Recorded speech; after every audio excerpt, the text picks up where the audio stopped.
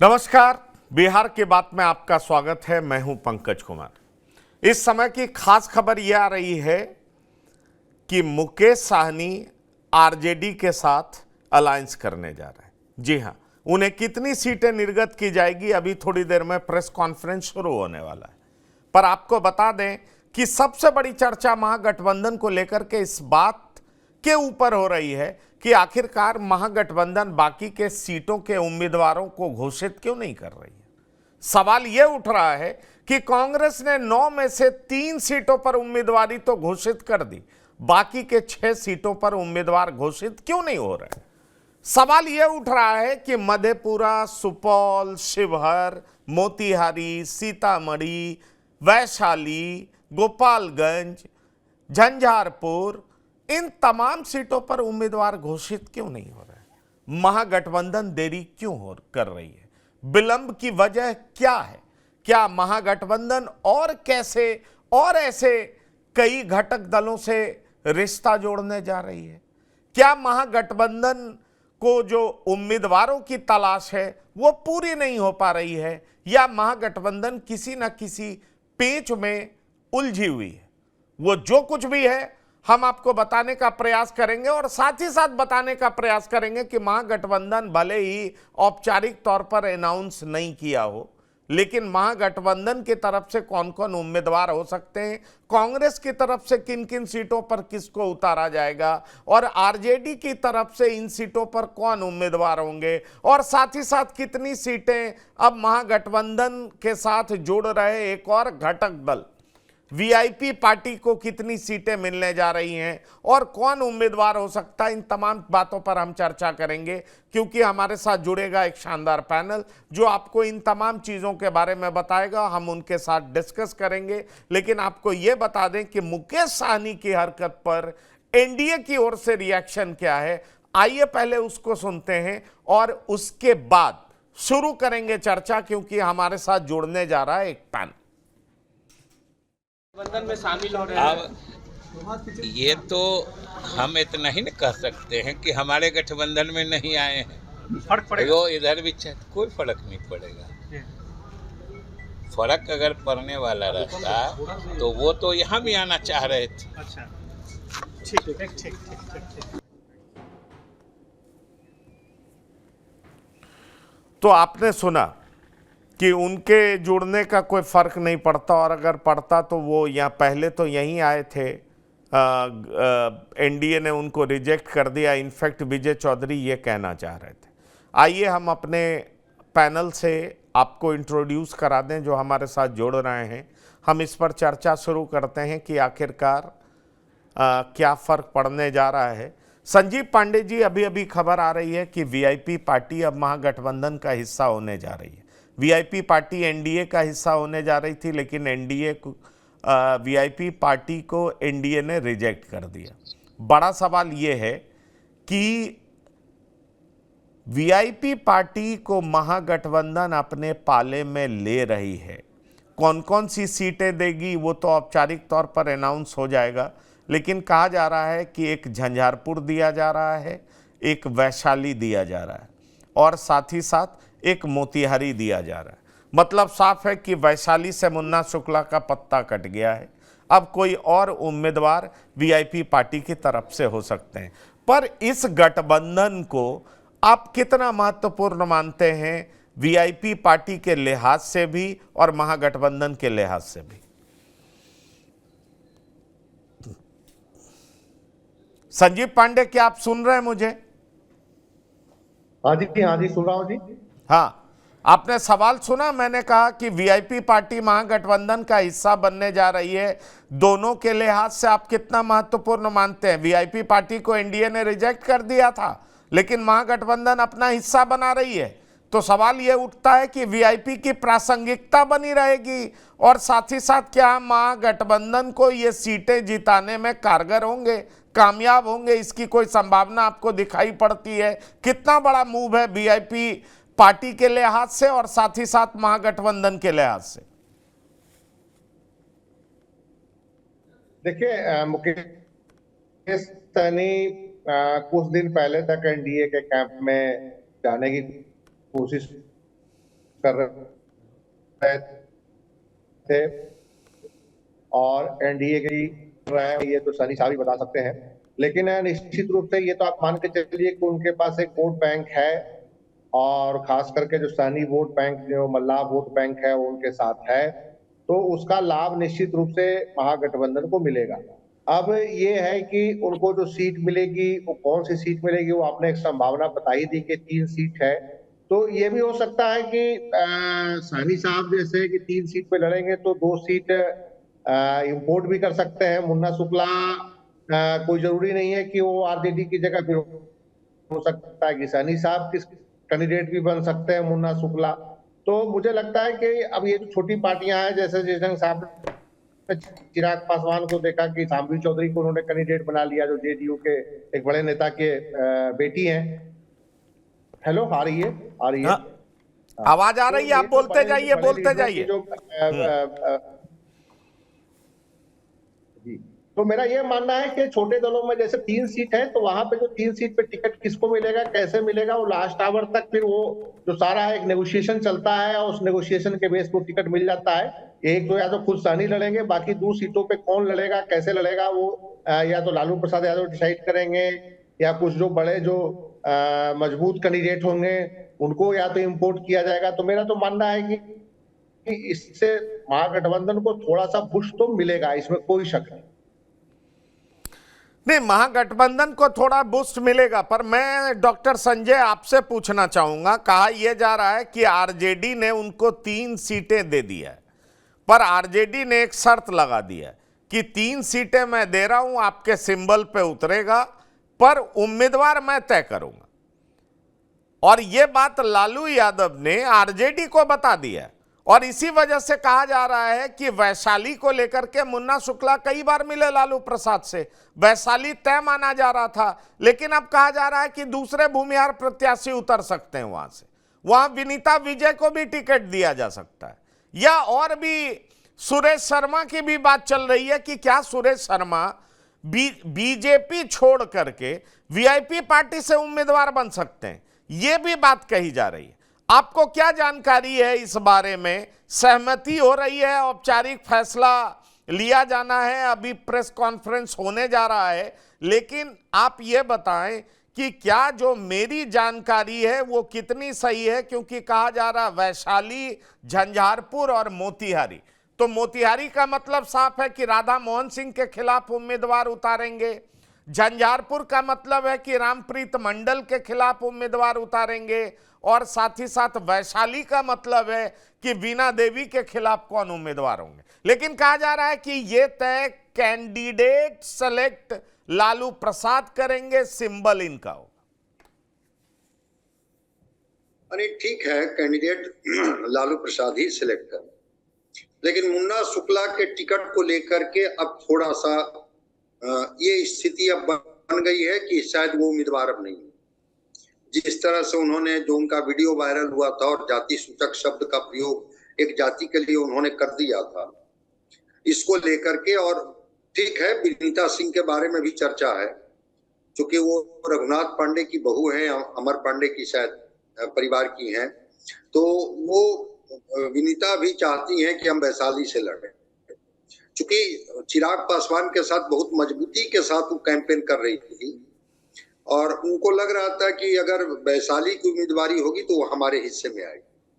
तो वीणा सिंह के खिलाफ विनीता सिंह उम्मीदवार हो सकती हैं, मजबूत दावेदार हैं, और वीआईपी उनको मैदान में उतार सकते हैं। सुरेश शर्मा भी अपना लगाए हुए हैं, हाथ पैर चला रहे हैं, क्योंकि वो ठीक है बीजेपी के कद्दावर नेता हैं, लेकिन वीआईपी पार्टी इनको लेकर के बहुत सहमति नहीं दे रही है। विनीता सिंह को लेकर के तो वीआईपी ने कहा है कि ठीक है हम विचार कर लेते हैं, लेकिन सुरेश शर्मा पर वो वीआईपी ने सहमति नहीं दी है। और बिल्कुल आपके पास जो इंफॉर्मेशन है वो सही है, एक सीट पर तो मुकेश सहनी लड़े, लेकिन बाकी सीटों पर उम्मीदवार हम तय करेंगे। अब इसके लिए मुकेश सहनी तैयार होते हैं नहीं होते हैं, लेकिन ये जो आपको इंफॉर्मेशन है वो सही है। मोतिहारी में राजेश कुशवाहा के जगह पर शालिनी मिश्रा का नाम बहुत तेजी से चल रहा है, क्योंकि राधा मोहन सिंह के खिलाफ शालिनी मिश्रा को लड़ाने की बात भी की जा रही है। तो क्या वीआईपी से दो भूमिहार कैंडिडेट होंगे? ऐसा संभव दिख नहीं पा रहा। अगर विनीता सिंह वैशाली से उम्मीदवार होती हैं तो हो सकता है कि वहां राजेश कुशवाहा को उम्मीदवार बनाया जा सके, या कोई और चेहरा पर भी दांव लगाई जा सकती है जो अभी सरफेस पर नहीं आ रही है। तो दोनों इंफॉर्मेशन आपके बिल्कुल सही है। और रामप्रीत मंडल के खिलाफ अभी उम्मीदवार खोजा जा रहा है, अभी कोई तय नहीं किया गया है कि हाँ यही उम्मीदवार होंगे। जैसे इन 2 सीटों पर कुछ नामों की चर्चा है कि अच्छा ये हो सकते हैं, ये हो सकते हैं, ये हो सकते हैं। वहां पर अभी तक सहमति बनी नहीं है कि झंझारपुर में किनको लड़ाया जाए। और शायद जो मेरी जानकारी है, किसी ब्राह्मण चेहरे पर वहां दांव लगाने की बात चल रही है कि वहां पर झंझारपुर में किसी ब्राह्मण उम्मीदवार को हम मैदान में खड़ा करें रामप्रीत मंडल के खिलाफ, ताकि अगड़ी जाति के वोट को हम पोलराइज कर सके और जो बाकी जो माई समीकरण है वो तो उनके साथ रहेगा ही। तो देखते हैं कि उम्मीदवारों की घोषणा कब और कितनी जल्दी ये कर पाते हैं। लेकिन एक इंफॉर्मेशन जो है कि वीआईपी को कहा गया है, ठीक है सीटें आपकी होंगी, पार्टी आपकी होगी, सिंबल आपका होगा, कैंडिडेट हम तय करेंगे। डॉक्टर अजय, चलिए आज वीआईपी के साथ अलायंस हो गया, लेकिन एक बड़ा सवाल ये उठ करके आ रहा है कि प्रधानमंत्री दौरा कर चुके हैं, एनडीए ताबड़तोड़ कैंपेन कर रहा है और महागठबंधन अभी तक अपनी कई सीटों पर उम्मीदवार तक घोषित नहीं कर पाई है। कांग्रेस 6 सीटों पर उम्मीदवार घोषित नहीं कर पाई है। कोसी और सीमांचल की ज्यादातर सीटों पर आप देख लें तो आरजेडी उम्मीदवार घोषित नहीं कर पाई। सवाल ये उठता है, कोसी सीमांचल क्यों? आप सीतामढ़ी आ जाइए, वहां उम्मीदवार नहीं घोषित किया जा चुका है। झंझारपुर में उम्मीदवार का पता नहीं है। शिवहर में कौन उम्मीदवार होगा ये भी अभी क्लियर नहीं है। मोतिहारी को लेकर के अभी वीआईपी से अलायंस ही हो रहा है। आखिरकार महागठबंधन में इस देरी की वजह क्या है? और ये वजह है क्या कंफ्यूजन है या आपस के जो संबंध हैं उस वजह से पेच फंसा हुआ है, कुछ चीजें तय नहीं हो पा रही हैं? आखिरकार इनके सामने मुश्किलें क्या है? ये आपने बड़ा ही वाजिब सवाल उठाया है और ये बहुत ही एक ऐसा सवाल है जिस पर सबों का ध्यान स्वाभाविक तौर पर जाएगा जो इन चीज़ों को वॉच कर रहे हैं, ऑब्जर्व कर रहे हैं। मुझे तो बिल्कुल साफ एक बात दिख रहा है कि इसका मूल वजह यह है कि राजद या फिर बाकी लोगों की बात मैं बाद में करूंगा, पहले मैं यह देख रहा हूं कि राजद खुद ही इस इलेक्शन के लिए बहुत प्रिपेयर्ड होकर के नहीं लड़ रही है। उसे या फिर उसे ऐसा लग रहा है कि चलिए लड़ तो रहे हैं, क्या होगा नहीं होगा, चूंकि उनकी तैयारी वैसी पुख्ता है नहीं। और महागठबंधन का तो की अपनी समस्या यह है कि इन लोगों का जो एक कोहेशन है या एक ग्लूइंग पॉइंट जो है जिससे कि ये जुड़े होते, तो वैसा तो शुरू से था नहीं। ये तो बहुत लास्ट आवर में यह सब होना शुरू हुआ। और नीतीश जी होते तो शायद इस तरह का इतना कंफ्यूजन होता नहीं। लेकिन अब नीतीश जी के बाहर चले जाने से बहुत भारी कंफ्यूजन में ये लोग पड़े हुए हैं कि खास करके कैंडिडेट के सिलेक्शन को लेकर के। अब तक तो था कि अगर नीतीश जी होते तो ये स्थिति नहीं होती। इसलिए नहीं होती कि नीतीश जी के अपने कैंडिडेट्स ऑलरेडी पहले से ही तय थे, वही होते, उसी में 2-1 इधर उधर जो भी वो करते करते, तो वहाँ राजद का उस तरह से चलता भी नहीं। लेकिन अब स्थिति ये है कि मतलब ये है ना कि जहाँ आपके पास बहुत सारी संभावनाएं हैं वहाँ खुद आप एक डिटर्मिनिंग जो एक डिसीजन है उसमें लेकर ही कंफ्यूज कर जाते हैं। अब अभी है कि वो एक छत्र उनका साम्राज्य है महागठबंधन या अपोजिशन खेमे में, और डिसाइड वही करेंगे। कांग्रेस भी उन्हीं के हिसाब से काम करने को मजबूर है। और जो भी आ रहे हैं, चाहे इवन लेफ्ट की भी बात ले लीजिए, लेफ्ट का तो फिर भी थोड़ा मोड़ा चलिए कुछ उन लोगों ने माना, चूंकि उसका एक अपना इन्फ्लुएंस है, मतलब जातियों से थोड़ा हटके भी है। लेकिन अब जैसे अब ये साहनी जी आए हैं तो इनका वोट बैंक क्या है सिवाय इसके कि वो अपनी जो मलाह कम्युनिटी को की ताकत लेकर के आए हैं। लेकिन मलाह कम्युनिटी के भी तो एक छत्र लीडर है नहीं, मतलब एक इनके कंटेक्स्ट में बात कर रहे हैं। तो ऐसा भी कुछ नहीं है कि वो आकर के बहुत कुछ देने वाले हैं ऑब्वियसली इस गठबंधन को। तो अब इसमें एक लिवरेज राजद को ये मिल जाता है या महागठबंधन को ये मिल जाता है कि ये किसी भी अपनी जाति से हट करके दूसरे को लड़ा सकते हैं। और ये लिवरेज उधर अगर अपोजिशन खेमे में देखिए तो चिराग पासवान के साथ भी है, जिनका अपना वोट बैंक इतना ज्यादा डिसाइसिव नहीं है कि वो पूरे के पूरे रिजल्ट को उनके हिसाब से ले आए। उनको तो जो मेजोरिटी या जो मजबूत पार्टी है उसके हिसाब से चलना है। और यही स्थिति अभी हम लोग देख रहे हैं कि कांग्रेस में भी काफी कुछ वो लालू जी के तरफ से ही तय हो रहा है अब। और इनके साहनी साहब के तरफ तो साफ साफ कह ही दिया गया है, खुल करके कह दिया गया है। तो मुझे लग रहा है कि ये सब स्थिति तभी हो रही है और इनकी अपनी कमजोरी का ही यह सब रिफ्लेक्शन है। और हाँ, ये जो कुछ भी करने वाले हैं अपनी ताकत की असली आजमाइश विधानसभा में करने वाले हैं और उसी की इनकी तैयारी है। यहाँ पर वो ड्रेस रिहर्सल हो रहा है कि चलिए देखते हैं क्या होता है आगे। तो कुछ ऐसा ही समा बना हुआ है, मुझे कुछ ऐसा ही लग रहा है पंकज जी। जी हाँ, और अभी आपको बता दें एक बड़ी खबर आ रही है कि मुकेश सहनी को 3 सीटें मिली हैं, झंझारपुर, गोपालगंज और मोतिहारी। इसका मतलब बहुत साफ है कि झंझारपुर, गोपालगंज और मोतिहारी मिलने का मतलब है कि गोपालगंज भी मिल गया, झंझारपुर भी मिल गया, मोतिहारी भी मिल गया। यानी वैशाली को लेकर के लालू प्रसाद इंडिपेंडेंट हैं। वो अगर फैसला लेते हैं कि मुन्ना शुक्ला को ही लड़ाया जाना है तो मुन्ना शुक्ला को ही लड़ाएंगे। पर जहां तक झंझारपुर का सवाल है, झंझारपुर को लेकर के कहा जा रहा था कि वहां से देवेंद्र प्रसाद यादव या उनके सुपुत्र को लड़ाने की कोशिश में थी आरजेडी। लेकिन देवेंद्र प्रसाद यादव लगातार इस बात को लेकर के नाराज चल रहे थे कि अगर हमें लड़ाना है तो मधुबनी से लड़ाइए, झंझारपुर मेरा चॉइस नहीं है। और लालू प्रसाद चाहते थे कि या तो आप झंझारपुर से लड़िए या मधेपुरा चले जाइए। तो मधेपुरा को लेकर के देवेंद्र प्रसाद यादव कहते थे कि ये हमारी सीट नहीं है, ये शरद यादव की विरासत है, उनके पुत्र को मिलना चाहिए।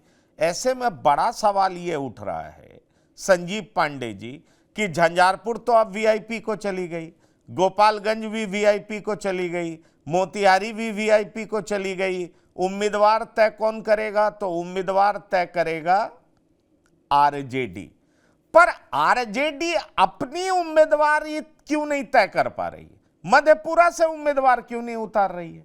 सुपौल से क्यों नहीं उम्मीदवार उतार रही है? शिवहर से उम्मीदवार क्यों नहीं उतार रही है? सीतामढ़ी में विलंब क्यों हो रहा है? इन 4 सीटों की मैं बात करूं तो आखिरकार क्या है? क्या मधेपुरा को लेकर के अभी भी आरजेडी को उम्मीद है कि कांग्रेस के प्रेशर में पप्पू यादव मधेपुरा आ जाएंगे? और अगर नहीं आएंगे तो मेरे पास जानकारी है चंद्रशेखर वहां से उम्मीदवारी की रेस में सबसे आगे हैं, बीपी मंडल के पोते आनंद मंडल वहां पर सबसे आगे हैं। तो आरजेडी सीटों के डिक्लेरेशन में इतनी देरी क्यों कर रही? और यही हाल कांग्रेस का भी है। देखिए, हमसे सवाल पूछा। हाँ संजीव पांडे जी, मैं आपसे पूछ रहा हूं। हाँ, देखिए, इसमें कोई शक नहीं है कि इनके सीटों के डिक्लेरेशन में देरी हो रही है।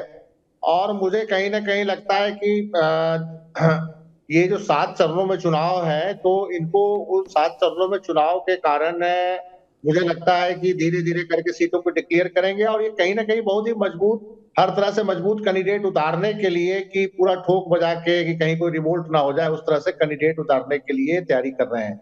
लेकिन एक ये भी है कि देखिए, अभी जैसे कैंडिडेट, ऐसे भी कैंडिडेटों की तलाश की जा रही होगी जो लंबा समय तक चुनाव का प्रचार को सस्टेन कर सके। तो चुनाव प्रचार को सस्टेन करने के लिए थोड़ा पैसे भी चाहिए। तो मुझे लगता है कि ये सारी चीजों को देखते हुए वो कैंडिडेट, ऐसा मुझे नहीं लगता कि कैंडिडेटों की कमी है, कैंडिडेट तो इनको मिल ही जाएंगे। लेकिन मुझे जहां तक लगता है कि कुछ फंड की भी प्रॉब्लम आती है, अभी लंबे चरण तक चुनाव है तो वो भी देखा जा रहा है। और जहां जहां पहले चरण का चुनाव था वहां पे कैंडिडेट की घोषणा तो हो ही गई। तो मुझे नहीं लगता कि ये कैंडिडेटों को सिलेक्शन को लेकर ये जो डिले हो रहा है उसमें कुछ और भी कई कारण हो सकते हैं। और कई जगह पे ये भी है कि जातीय समीकरण को देख रहे हैं, लास्ट आवर तक जैसे सहनी का वेट कर रहे थे, तो उसके हिसाब से देखिए अलग अलग जातियों के पॉकेट को एक पैच लगाया जा रहा है। कि चलिए जी सहनी जी आ जाएंगे तो सहनी आ जाएंगे, जैसे एनडीए में जैसे लास्ट आवर तक पासवान, जैसे रामविलास पासवान के बेटे को लाया गया और उनके मतलब कि एक पासवान जाति का कोलैबोरेशन बनाया गया, उसी ढंग से इधर सहनी का कोलैबोरेशन बना रहे थे। सारा इस बार लग रहा है कि खूब बजा के कर रहे हैं। इस कारण से मुझे लग रहा है कि ये कैंडिडेटों की घोषणा में देरी हो रही है। लेकिन निश्चित रूप से ये कह सकते हैं कि कुछ सीट ऐसी है जहां पे इनका कहीं ना कहीं विकट स्थिति बनी हुई है, जैसे मधेपुरा को लेकर, क्योंकि पूर्णिया में पप्पू यादव लड़ रहे हैं तो उसका इम्पैक्ट मधेपुरा में भी पड़ेगा। तो ये सारी कुछ ये प्रॉब्लम्स हैं इनके महागठबंधन के उस एरिया के अंदर। डॉक्टर संजय, मैं आपसे पूछना चाहूंगा कि क्या शिवहर में सीटों के डिक्लेरेशन में क्या दिक्कत है? अब जहां तक बात है कांग्रेस का, तो कांग्रेस में जब ये क्लैरिटी आ चुका है कि 6-9 सीटें उनको मिलनी हैं, 3 पे डिक्लेयर कर दिया है, तो 6 पे उम्मीदवारी घोषित करने में क्या दिक्कत है? क्या नीरज कुमार जो आरजेडी के प्रवक्ता हैं वो तंज कसते हैं कि इनको उम्मीदवार नहीं मिल रहे हैं, कुर्ता पजामा पहन के मत जाइएगा नहीं तो आपको उम्मीदवार घोषित कर देंगे? सवाल ये उठ रहा है कि महेश्वर हजारी के बेटे आज कांग्रेस में शामिल हो गए, अजय निषाद कांग्रेस में शामिल हो गए, तो क्या ये इंपोर्ट करने की फिराक में है, इसलिए ये कांग्रेस के उम्मीदवार घोषित करने में विलंब कर रहे हैं? क्योंकि माना जा रहा है समस्तीपुर से सनी हजारी उम्मीदवार होंगे, जो कि महेश्वर हजारी के बेटे हैं। महेश्वर हजारी जेडीयू से मंत्री हैं, आप इस बात को जानते हैं। फिर कांग्रेस का विलंब क्यों? और मेरा सीधा सा सवाल है कि कांग्रेस की जो 6 सीटें हैं, क्या सन्नी हजारी समस्तीपुर से उम्मीदवार हो रहे हैं? क्या बेतिया से आरएस पांडे उम्मीदवार हो रहे हैं? क्या मुजफ्फरपुर से अजय निषाद कांग्रेस के उम्मीदवार हो रहे हैं? क्या महाराजगंज से आकाश सिंह उम्मीदवार हो रहे हैं? क्या पटना साहिब से अगर निखिल कुमार मना करते हैं तो अंशुल कुमार उम्मीदवार होंगे? और सासाराम से क्या ललन पासवान उम्मीदवार हो रहे हैं? क्योंकि छेदी पासवान के नाम पर मीरा कुमार ने ऑब्जेक्शन लगा दिया है। सच क्या है?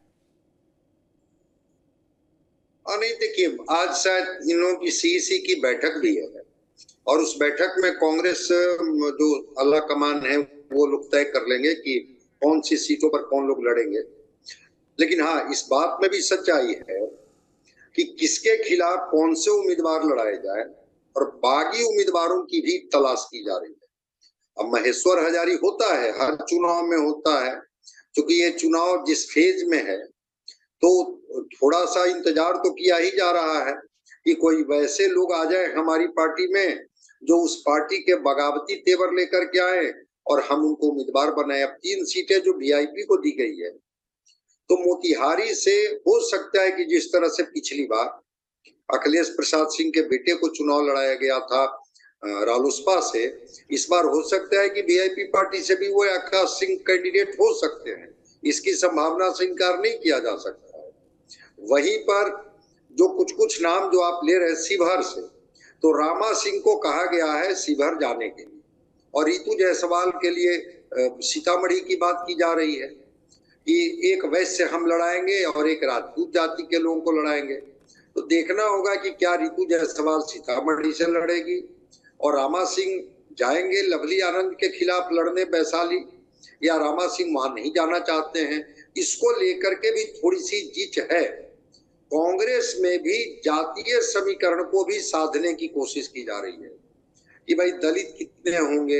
अब रवि जो हैं वो डीजीपी रहे हैं पूर्व तमिलनाडु को, कई इवेंट्स उन्होंने समस्तीपुर से कराए और वो बड़ी दावेदारी कर रहे थे कि समस्तीपुर से कांग्रेस के कैंडिडेट हम लोग।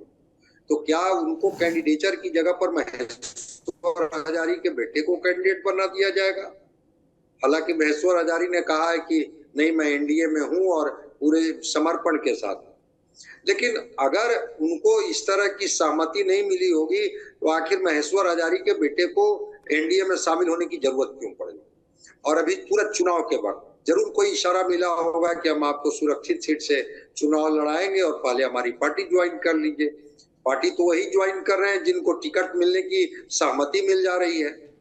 ललन पासवान भी एक प्रबल दावेदार हैं, क्योंकि वो चेनारी से एक बार विधायक रहे हैं और वो क्षेत्र में अपना उनका एक प्रभाव है।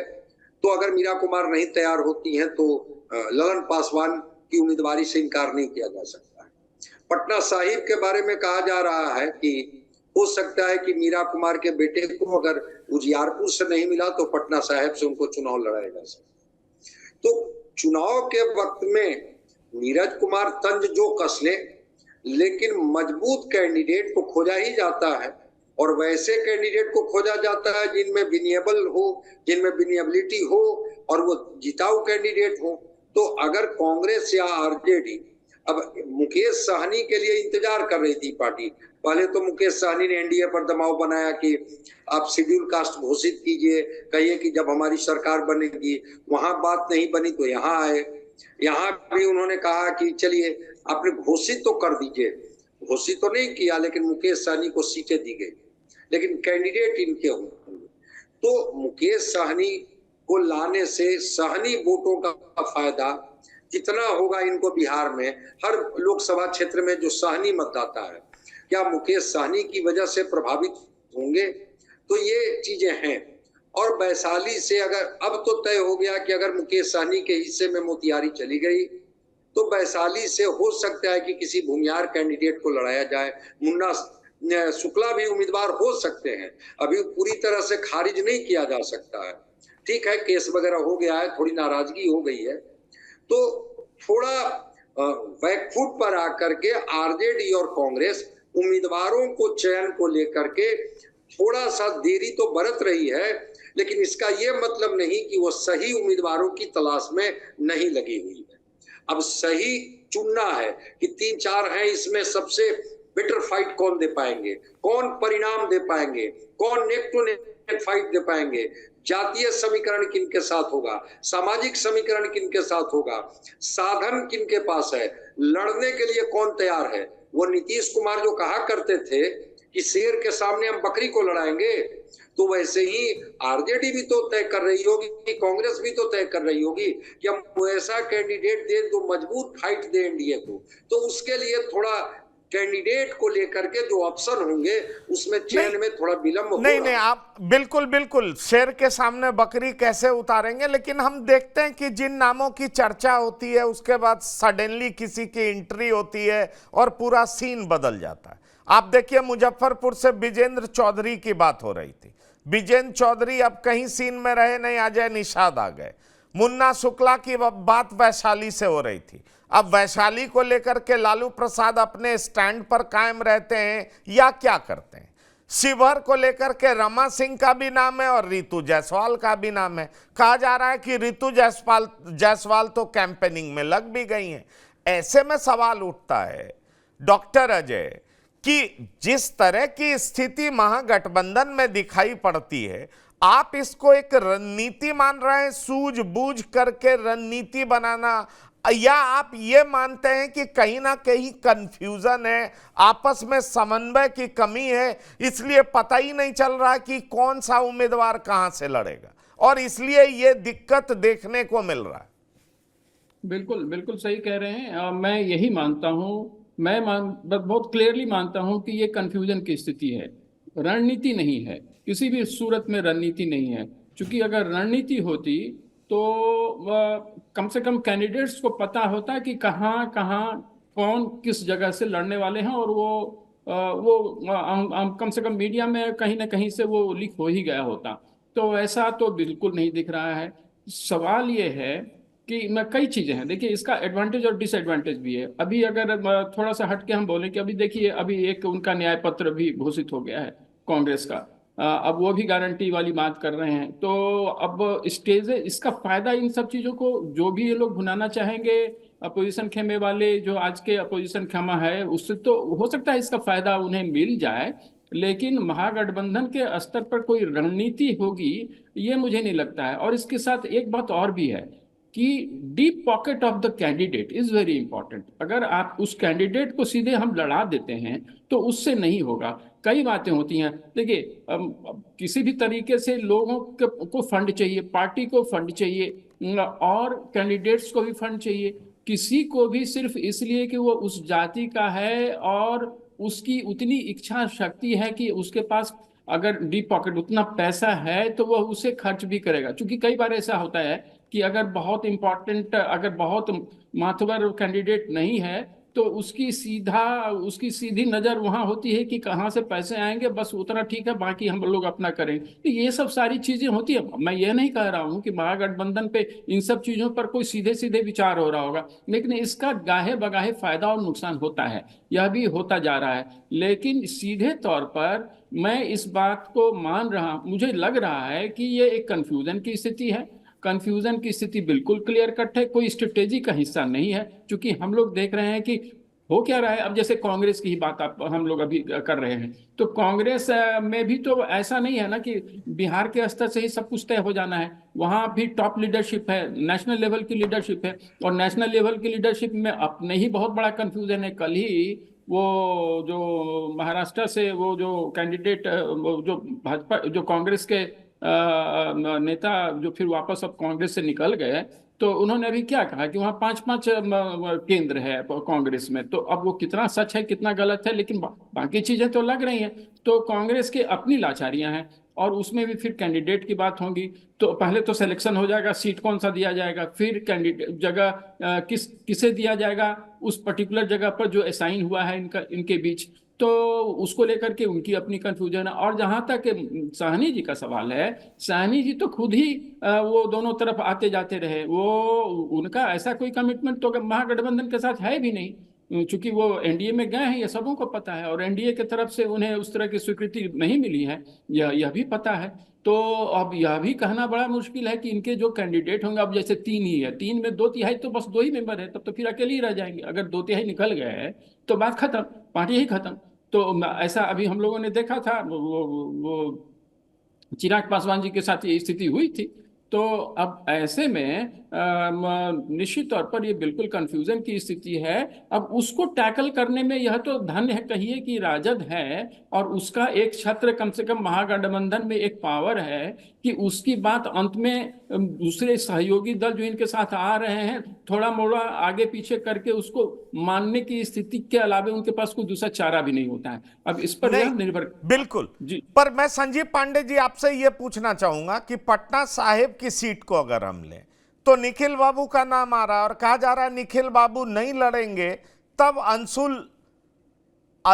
अंशुल को उतारा जा सकेगा। डॉक्टर संजय, मैं आपसे यह सवाल पूछना चाहूंगा कि ये अंशुल उतारे जा सकते हैं, ऐसे में क्या आपको ये संभावनाएं दिखाई पड़ रही हैं कि अगर इस तरह का कंफ्यूजन अभी के भी स्टेज में है कि वो आएंगे, वो तय करेंगे, फिर डिक्लेरेशन होगा, और ये सिर्फ पटना साहिब को लेकर के ही नहीं है, महाराजगंज को भी लेकर के बहुत दिन तक बना हुआ रहा, फिर पूर्णिया को लेकर के भी, पप्पू यादव को लेकर के भी है कि क्या कांग्रेस कार्रवाई करेगी या नहीं करेगी। प्रदेश अध्यक्ष कुछ कह रहे हैं, केंद्रीय नेतृत्व से कुछ और मैसेज आ रहा है कि नहीं, कांग्रेस उनके खिलाफ कोई कार्रवाई नहीं करेगी। ऐसे में सवाल उठता है कि शीर्ष नेतृत्व कांग्रेस के साथ है और इसको फ्रेंडली फाइट माना जाए, तो ये स्थिति क्या है। और साथ ही साथ मैं आपसे ये भी समझना चाहूंगा कि सीतामढ़ी, शिवहर और मोतिहारी में आप उम्मीदवार के तौर पर किसको देखते हैं? देखिए, कोऑर्डिनेशन का अभाव तो दिखता ही है ना, इसमें कहाँ दिक्कत है। कल ही मैंने कहा था कि कोऑर्डिनेशन का अभाव दिख रहा है और लालू प्रसाद का प्रभाव दिख रहा है। तो जब लालू प्रसाद बिहार में चीजों को प्रभावित करने लगते हैं तो कांग्रेस का जो स्थानीय नेतृत्व है वो कांग्रेस के सामने बौनी साबित हो जाती है। अब पटना साहिब अखिलेश सिंह ही बोल रहे थे कि कुछ सीटें ऐसे हमारे हिस्से में आई है जहां हम मजबूत स्थिति में नहीं है। तो पटना साहिब का जो समीकरण है, जो 6 लोक विधानसभा है, अब उसमें देख लीजिए कि 4 पर तो एनडीए के जीते हुए विधायक हैं। अब उनका समीकरण भी बनता है, वो अंशुल आ जाए चाहे वो निखिल बाबू को लड़ा दिया जाए, मजबूत स्थिति में एनडीए यहाँ रहती है, क्योंकि जो शहरी बैकग्राउंड है और जो शहरी बैकग्राउंड में जो मतदाता होते हैं वो प्रो एनडीए, प्रो बीजेपी होते हैं, सबको पता है। तो वैसी स्थिति में एक एज तो मिलता ही है। अब रह गई बात कि निखिल बाबू क्या पटना साहिब आएंगे, लड़ेंगे, या अंशुल को कहा गया कि चलिए मीरा कुमार का एक सम्मान है कि अगर वो सासाराम नहीं लड़ना चाहती हैं स्वास्थ्य कारणों से, तो उनके बेटे को उपकृत किया जाए पटना साहिब को लेकर। ये तो कांग्रेस को तय करना होगा कि भाई वो निखिल बाबू को लड़ाएंगे या इनको अंशुल को लड़ाएंगे। एक कंफ्यूजन तो है, अब वो तय करना तो पार्टी को है, पार्टी जिनको भी अधिकृत करे। सीतामढ़ी और शिवहर की बात मैं बता रहा हूं कि रमा देवी और सुनील कुमार पिंटू दोनों वैसे कैंडिडेट थे जो सिटिंग एमपी थे। सुनील कुमार पिंटू का भी टिकट कट गया और रमा देवी को भी टिकट काट करके लवली आनंद को जेडीयू के खाते में वो सीट चली गई। आरजेडी उसको भुनाना चाहती है कि हम एक वैश्य कैंडिडेट थे ताकि उस इलाके में वैश्य समाज में एक मैसेज जाए कि हम वैश्यों को कितना सम्मान देते हैं। तो अब रितु जायसवाल लड़ेंगी शिवहर या लड़ेंगी ये वैशाला, ये सीतामढ़ी, ये तो आरजेडी अभी फैसला नहीं कर पाई। कभी सीतामढ़ी की बात होती है, कभी शिवहर की बात होती है। अगर वो शिवहर लड़ेगी तो क्या रमा सिंह के लिए कोई कॉम्बिनेशन बनता है सीतामढ़ी के लिए? वैसा लगता नहीं है। तो अब देखना होगा कि रमा सिंह का क्या टिकट कट जाएगा और केवल उनको लड़ाया जाएगा और सीतामढ़ी से कोई और कैंडिडेट खोजा जा रहा है। मोतिहारी की जहां तक बात है तो मोतिहारी में प्रबल दावेदार के तौर पर इधर शालिनी मिश्रा का नाम आ रहा है। अब शालिनी मिश्रा कैंडिडेट होगी या राजेश कुशवाहा कैंडिडेट होंगे, ये दो नाम हैं। और भी एक नाम दबी जुबान से आता है कि अवनीश सिंह के बारे में भी कुछ लोग कह रहे हैं कि उनको भी शायद वीआईपी अगर टिकट दे तो वो लड़ सकते हैं, उनकी भी चर्चा है। महाराजगंज से कल भी हम लोगों ने बात किया था कि अब लगता नहीं है कि कांग्रेस से बाहर के कोई उम्मीदवार होंगे, तो कांग्रेस के अंदर में कन्हैया कुमार तो नहीं हो रहे हैं, तो अखिलेश सिंह के बेटे आकाश सिंह ही कैंडिडेट होंगे। तो नामों की चर्चा तो है, लेकिन जब तक आला कमान की मुहर नहीं लग जाती है तब तक सहमति। और यहाँ पर लालू प्रसाद जी एक ब्रेकर बन के खड़े हैं कि जैसे ही कैंडिडेट के बारे में पप्पू यादव से बड़ा चेहरा कौन है स्थापित, प्रियंका गांधी, सोनिया गांधी और राहुल गांधी से सहमति के बाद भी आरजेडी अपना कैंडिडेट उतार देती है और कांग्रेस बैकफुट पर आ जाती है और अखिलेश सिंह कहते हैं कि उनको विड्रॉ कर लेना चाहिए। अभी भी अगर उन्होंने ये कर दिया, नॉमिनेशन कर दिया है तो एक कंफ्यूजन की स्थिति तो है। अब देखते हैं कि एक दो दिनों में सीटों को लेकर के कैंडिडेट का फैसला कैसे होता है। कांग्रेस भी जो कैंडिडेट बनाने जा रही है वो कैंडिडेट सरफेस पर है, ऐसा नहीं है कि अब कोई वैसा कैंडिडेट का नाम आ रहा है जो, लेकिन हाँ अब दो तीन कैंडिडेट हैं, उसमें प्रदेश अध्यक्ष और केंद्रीय नेतृत्व दोनों की सहमति। केंद्रीय नेतृत्व अगर कोई फैसला लेती है तो प्रदेश नेतृत्व ये कहती है कि नहीं लालू जी इनको नहीं चाहते हैं, फिर लालू जी अपना एक नाम सुझा देते हैं। इसको लेकर के थोड़ा चलिए, लगता है आवाज फ्रीज हो रहा है। संजीव पांडे जी, अगर हम कांग्रेस की सीटों को देखें तो आप देखेंगे कि सीमांचल में कटिहार, किशनगंज और भागलपुर 3 सीटों पे उम्मीदवारों की घोषणा हो गई है, लेकिन समस्तीपुर में घोषणा नहीं हुई। पहले बीके रवि का नाम था, अभी आज ही सन्नी हजारी पार्टी में शामिल हुए हैं जो कि महेश्वर हजारी के सुपुत्र हैं। अब चर्चा तेज है कि सन्नी हजारी उम्मीदवार हो सकते हैं। अब आते हैं मुजफ्फरपुर। पहले विजेंद्र चौधरी की बात हो रही थी और साथ ही साथ एक इंजीनियर संजीव है उनकी बात हो रही थी, लेकिन अभी यह तय माना जा रहा है कि यहाँ से अजय निषाद चुनाव लड़ेंगे, जो कि बीजेपी से जिनको टिकट नहीं मिला अब उन्होंने कांग्रेस ज्वाइन कर लिया। बेतिया से आरएस पांडे का नाम आ रहा है, इसकी चर्चा है। पटना साहिब से अभी हम चर्चा कर ही रहे थे कि निखिल बाबू नहीं लड़े तो अंशुल लड़ सकते हैं, अंशुल कुमार जो कि मीरा कुमार के बेटे हैं। और जहां तक सासाराम का बात है तो वह यहां से ललन पासवान का नाम आ रहा। ये सारे नाम चर्चा में हैं, बहुत दिनों से चर्चा में, लेकिन औपचारिक तौर पर घोषणा नहीं हो रही। जैसे मैं अगर खास तौर पर बात करूं समस्तीपुर की, मैं अगर बात करूं मुजफ्फरपुर की, तो इन 2 जगहों पर जो नाम चर्चा में कुछ दिनों पहले थे अब वो बदल गए। ऐसे में क्या और अन्य सीटों पर प्रत्याशी बदले जा सकते हैं क्या? मैं इस कॉन्टेक्स्ट में पूछ रहा हूं कि एक तरफ प्रधानमंत्री प्रचार कर रहे हैं, फिर वो 6 तारीख को पहुंचने वाले हैं, ये कहा जा रहा है 72 घंटे में दूसरी तीसरी बार वो बिहार का दौरा करेंगे और महागठबंधन अभी तक उम्मीदवारी घोषित नहीं कर पा रही है।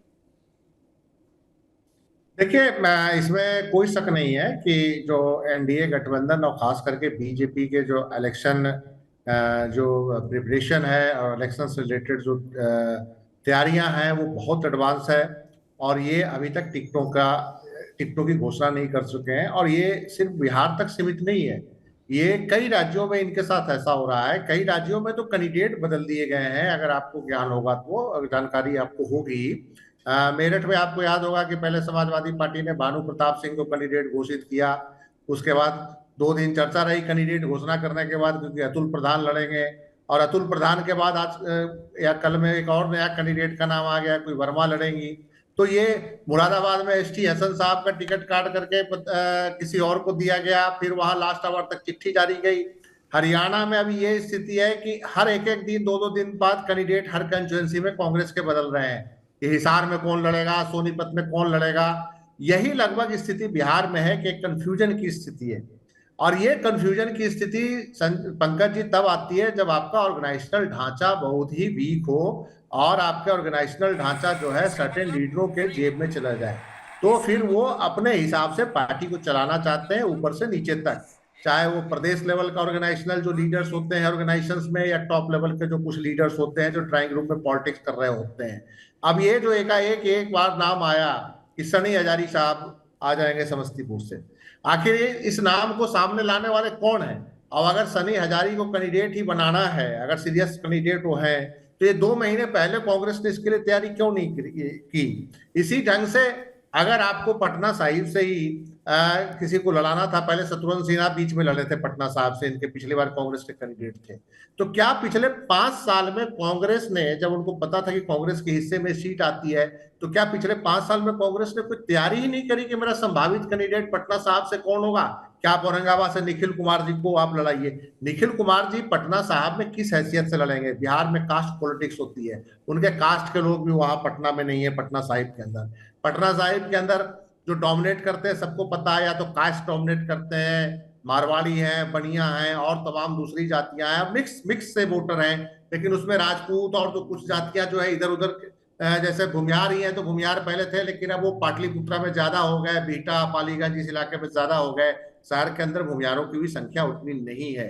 तो मैं ये समझ नहीं पा रहा हूं कि आखिर आपकी तैयारी पिछले 5 साल में थी नहीं, 5 साल में तैयारी न होने के कारण आज हालात ये है कि आपको पता है, चलिए 9 सीट जो भी आपको मुजफ्फरपुर से दे दी, जो भी 9 सीटें आपको आरजेडी ने दी, लेकिन उन 9 सीटों में से कम 4-5 सीटों का तो आपको पता ही था कि कैंडिडेट कौन होगा। लेकिन उन जगहों पे भी आपको टाइम पे आपने पिछले 5 साल से डिसाइड नहीं किया कि मीरा कुमार लड़ेंगे कि नहीं लड़ेंगे। अब मीरा कुमार ने अपने आप को इलेक्शन से आउट कर लिया, तो आप कैंडिडेट ढूंढते फिर रहे हैं।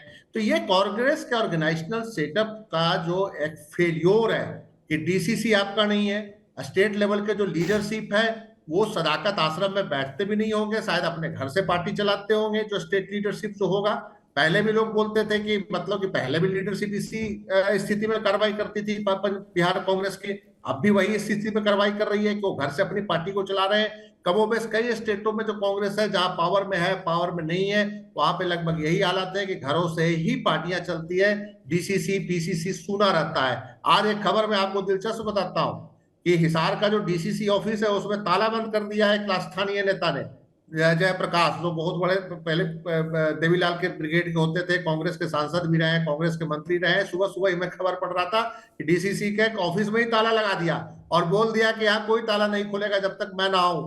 प्रदेश कांग्रेस हक्का बक्का है कि डीसीसी के ऑफिस में एक स्थानीय नेता ने ताला लगा रखा है। तो कांग्रेस का जो वर्क कल्चर जो आप देख रहे हैं, जो बिहार के अंदर पिछले 1990 से पावर में नहीं है पार्टी, और 1990 से पावर में होने कांग्रेस पांडे जी, कांग्रेस का वर्क कल्चर ठीक है, लेकिन आरजेडी ऐसा क्यों कह रही है? ये मैं डॉक्टर झा से भी सवाल लूंगा, लेकिन पहले डॉक्टर संजय से पूछ लूं। मधेपुरा में घोषणा क्यों नहीं कर रहे हैं? सुपौल में घोषणा क्यों नहीं कर रहे हैं? सीतामढ़ी में इनको क्या दिक्कत आ रही है? मधुबनी में घोषणा क्यों नहीं कर रहे हैं? आखिरकार कंफ्यूजन है। उम्मीदवार के तौर पर तो कई नाम तैर रहे हैं, सरफेस में कई नामों की चर्चा है, लेकिन घोषणा क्यों नहीं कर रहे हैं? घोषणा करने से उम्मीदवार को एक क्लैरिटी होगी, उम्मीदवार जनता के बीच में खुले दिमाग से कैंपेन कर पाएगा, कैंपेन करने के लिए उसको समुचित समय मिलेगा। यह घोषणा क्यों नहीं हो रही? अगर मधेपुरा पप्पू यादव को नहीं जाना है तो चंद्रशेखर जी या मंडल जी, जिनको आपको टिकट देना है दे दीजिए। चंद्रहास चौपाल को देना है दे दीजिए सुपौल से। काहे को वो कैंपेन कर रहे हैं जो सिंहेश्वर के विधायक हैं, लेकिन अभी तक औपचारिक घोषणा नहीं है। मधुबनी से आपको फातमी साहब को लड़ाना है, आप लड़ा लीजिए। आप क्यों फातमी साहब को भी कंफ्यूज रखे हुए हैं? और साथ ही साथ अगर हम देवेंद्र प्रसाद यादव की बात करें जो मांग रहे हैं सीट, वो भी कंफ्यूज्ड हैं। दरभंगा से ललित यादव लड़ेंगे तो घोषणा क्यों नहीं हो रहा है कि दरभंगा से ललित यादव लड़ लें? उसको लेकर के दिक्कत क्या है? मैं ये पूछ रहा हूं कि कैंपेनिंग के लिए एक उम्मीदवार को जो वक्त मिलना चाहिए, उसका ज्यादा वक्त इस टिकट मांगने को लेकर के ही निकल जाएगा, तो फिर उसके पास समय कब बचेगा कि वो जनता से संपर्क कर पाए? क्योंकि एक लोकसभा का क्षेत्र बहुत बड़ा होता है, और अब वो बात भी नहीं रही कि आप किसी माध्यम से प्रचार कर लें, क्योंकि अब हम चुनाव में देखते हैं कि प्रत्याशी एक एक गांव जाते हैं, वहां पर सभा करते हैं, लोगों से वोट मांगते हैं। अगर गांव-गांव जाकर के वो नहीं घूमेंगे तो गांव में ये मैसेज जाता है कि हमारे पास तो वोट मांगने आया नहीं। 2019 में मैंने बिहार में देखा कि किस तरीके से कई प्रत्याशी घूम घूम कर धूप में काले पड़ जाते थे, उनकी स्थिति इतनी खराब होती थी। इसलिए मैं कह रहा हूं कि एक उम्मीदवार के पास समुचित वक्त तो होना चाहिए। डॉक्टर संजय, मधेपुरा में क्यों नहीं, सुपौल में क्यों नहीं, सीतामढ़ी में क्यों नहीं, मधुबनी में क्यों नहीं, जितने नामों की चर्चा मैंने की आपसे। नहीं, देखिए, बिल्कुल आप सही कह रहे हैं कि अगर उम्मीदवार इनके पास हैं तो फिर उम्मीदवारों के नामों की घोषणा ये क्यों नहीं कर रहे हैं? इसके पीछे का कारण जो मुझे समझ में आता है कि ये वो समझ रहे थे, खास करके मधेपुरा को लेकर के, कि पप्पू यादव को कांग्रेस मना ले और पप्पू यादव मधेपुरा आ जाएंगे। लेकिन पप्पू यादव जिस तरह से जो रुख अख्तियार किए, उसमें अब संभावना बिल्कुल न के बराबर दिखती है अखिलेश सिंह के इस बयान के बाद भी कि अभी भी वक्त है नॉमिनेशन वापस लेने। तो अब पप्पू यादव के लिए अब प्रतिष्ठा की बात हो गई है और वो पूर्णिया से अब इधर उधर होने नहीं जा रहे। रह गई बात कि फातमी साहब और इनको लेकर के, देवेंद्र प्रसाद यादव को लेकर के अभी तय नहीं कर पा रही है आरजेडी, चूंकि फातमी साहब थे जेडीयू में, अभी वो आरजेडी में आए हैं। आरजेडी उन पर विश्वास करे, देवेंद्र प्रसाद यादव पर विश्वास करे, उनके बेटे पर विश्वास करे, अभी तय नहीं कर पा रही है। क्योंकि अगर दरभंगा की सीट ये ललित यादव को देते हैं तो एक सीट तो इनको माइनॉरिटी को देना होगा, चाहे ये दरभंगा की सीट दें या मधुबनी की सीट दें। तो वहां पर अब लग रहा है कि अगर हम ललित यादव को दरभंगा से लड़ाते हैं तो मधुबनी की सीट तो उनके हिस्से में आनी है। लेकिन ये तय नहीं कर पा रहे हैं या अभी इसकी घोषणा नहीं कर पा रहे हैं कि कहीं कोई बगावती सुर तो न उठ जाए और फिर हमारे कुछ लोग फिर पाला न बदल ले, दल न बदल ले। इसलिए इस रणनीति के तहत थोड़ा ये चुप्पी लगाए हुए हैं। जहां तक सुपौल की बात है, चौपाल को ये लड़ाएंगे, इनके पास और कैंडिडेट बहुत नहीं है सुपौल से लड़ने के लिए तैयार है। क्योंकि सुपौल में पिछली बार कांग्रेस की उम्मीदवार बनी थी रंजीता रंजन, और जो समीकरण है वहां का, वो समीकरण में वो बहुत फिट नहीं बैठी। तो सुपौल की सीट में वो जो हैं जिनकी चर्चा आप कर रहे हैं, जो वहां के स्थानीय विधायक भी हैं, और आरजेडी एक तरह से उनको सिग्नल भी दी है लेकिन नामों की घोषणा नहीं की है। उनको लग रहा है कि कोई और भी मजबूत कैंडिडेट मिल जाए तो चलो इनको हम रिप्लेस कर सकते हैं। तो आरजेडी जो गणित देख रही है, जातीय गणित और एक सामाजिक समीकरण, ये दोनों के लिए वो थोड़ा सा ऑप्शन वो देख रही है कि किन्हीं की नाराजगी तो ना झेलना पड़े। इस वजह से क्यों न अंतिम वक्त में हम इसकी घोषणा करेंगे और अंतिम वक्त में कैंडिडेट को जब मैदान में उतारेंगे तो शायद उसका खामियाजा हमें न भुगतना पड़ेगा। लेकिन मोटा मोटी जो आप बता रहे हैं, प्रोफेसर चंद्रशेखर लड़ सकते हैं मधेपुरा का चुनाव, चौपाल सुपौल से चुनाव लड़ सकते हैं, जिसकी ज्यादा संभावना है। अब कुछ दल बदल करके, कुछ बगावती तेवर बदल करके, ललित यादव ने तो कह ही दिया है कि हम दरभंगा लड़ेंगे। तो अब इनके पास तो मधुबनी है, देवेंद्र प्रसाद यादव को लड़ाए या फातमी साहब को लड़ाए। तो सीटों को लेकर के तो थोड़ा असमंजस की स्थिति है। अब देखते हैं कि 1-2 दिनों में इनका क्या फैसला आता है। चलिए, चूंकि अब समय सीमा की अवधि को हम लोग पार कर चुके हैं, इसलिए डॉक्टर अजय झा आपका, डॉक्टर संजय कुमार आपका, संजीव पांडे जी आपका, आप तीनों का बिहार की बात में शिरकत करने के लिए बहुत बहुत धन्यवाद, शुक्रिया। तो बिहार की बात में इतना ही। ताज़ा तरीन खबरों के लिए आप लगातार देखते रहिए TV9। धन्यवाद, नमस्कार।